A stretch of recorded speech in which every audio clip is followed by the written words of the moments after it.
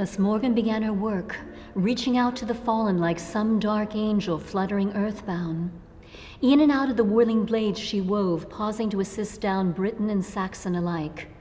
Merlin's words soon came back to haunt her, for either she reached the wounded too late, or came across individuals whose souls had already taken flight. Was it possible that her first journey into battle had all been for naught? Sisters, guide me.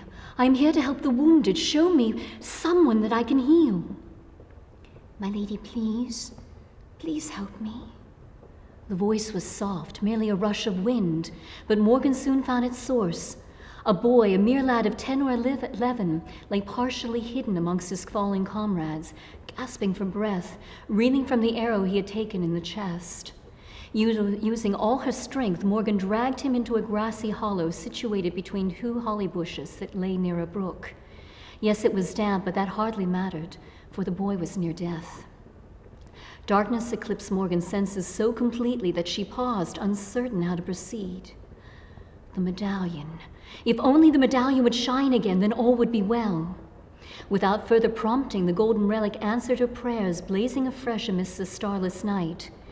Morgan set to work immediately, molding the healing energy so that it flowed beyond her earthly fingers, a clear ivory field that she fine-tuned into gentle digits. Delicate and agile as her own figures, the white light easily penetrated the boy's chest, indeed reached inside it, coaxing the lethal arrow tip out so gently that it missed all the major organs and arteries. This was a miracle that Morgan could not have accomplished with her own 2 hands. The wound closed of its own accord once the foreign object had been extracted, but Morgan did not stop there. How could she? The lad was still bleeding inside. Once again the medallion blazed forth, illuminating a spot near the lad's heart that still needed attention. Morgan placed both hands against his bony chest, oblivious to the fact that a one-eyed warrior, drawn by the light of her brooch, was bearing down upon them.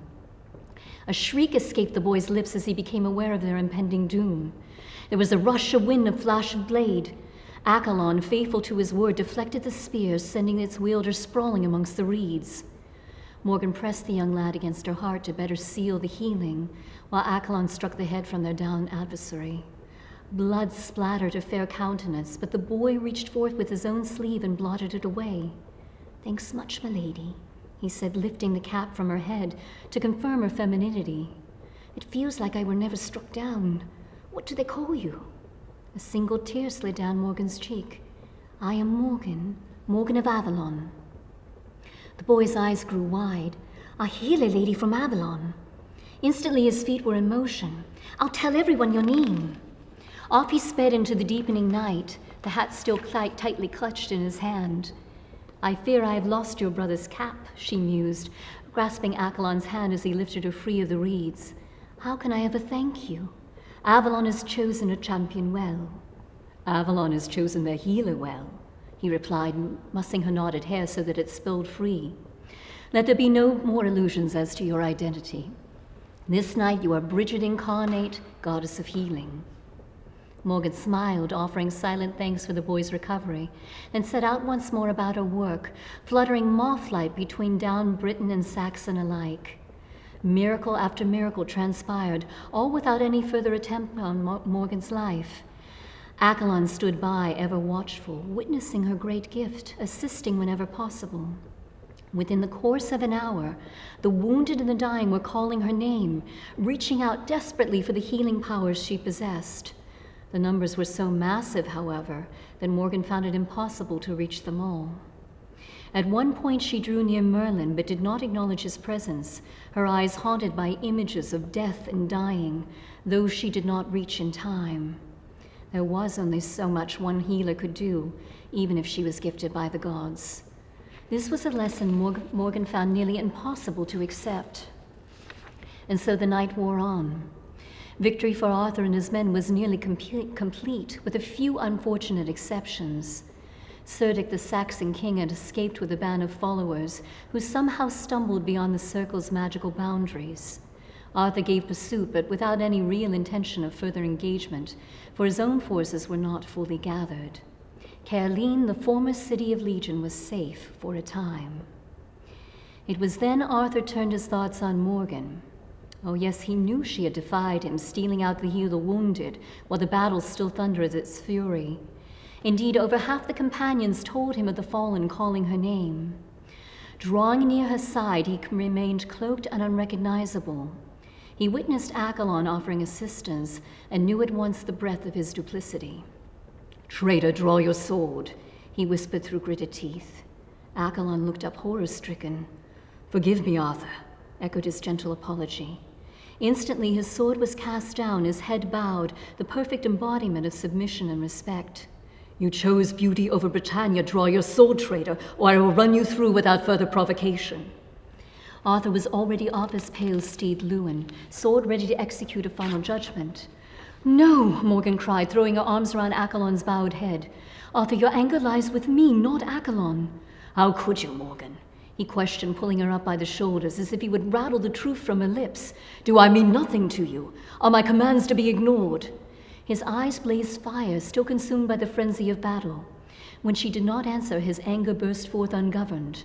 "I will deal with you momentarily, Morgan. Now I must execute a traitor." Everything happened so quickly, Morgan knew not what to do. She saw Arthur move forward, sword raised, but could not fully process what was happening. Surely this was some nightmare. Arthur would never execute one of his own companions. A desperate prayer formed within her reeling brain. "Ancient ones, by all that is sacred, protect your champion." Light flashed and swirled around them, even as the mist rose high. Merlin stepped clear of the portal. He had only a moment to act before judgment fell.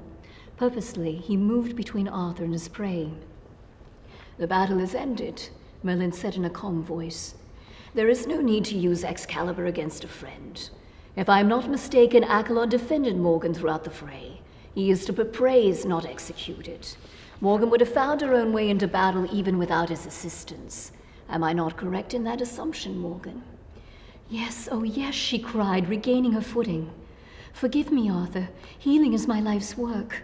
Avalon sent me for this purpose, just as Avalon bid Avalon protect you this night." "Avalon? You hail from Avalon?" "I tried to tell you many times, but there has always been so much unspoken between us." "Enough!" Arthur cried, cutting her short, his eyes wild, ungoverned. "Avalon, return to the companions. This is not finished between us." Avalon bowed low. Then, after a quick glance at Morgan, sought shelter within the thick cloak of night. "You must forgive us," Morgan began, approaching Arthur with measured tread, careful not to further anger him. He glanced at her, eyes seething, before quickly looking away. "I am sending you back to Amesbury in 3 days' time." "No!" Princess and mage spoke at once. Morgan grasped hold of Arthur's bloodied sleeve, but he easily shook free. "Look at you, Morgan, your hair, your cloak, your very hands caked with blood." "As are yours. I see no difference between us, unless it be that I heal people while you slaughter them." "Morgan." Merlin tried to intercede. Arthur grabbed Morgan by the wrists and held her fast. "Were you really out there healing Saxons, the very people who would have murdered us all without a second thought?" Understanding broke through Morgan's defenses, softening her heart. Arthur thought only of safeguarding the people by whatever means possible. War at the present moment was the only means he understood. Softly she reached up on tiptoe and draped her arms around his neck. "Is it not possible that we each use different means to achieve the same goal? It is peace we seek now and forever. Surely we need not punish each other for that."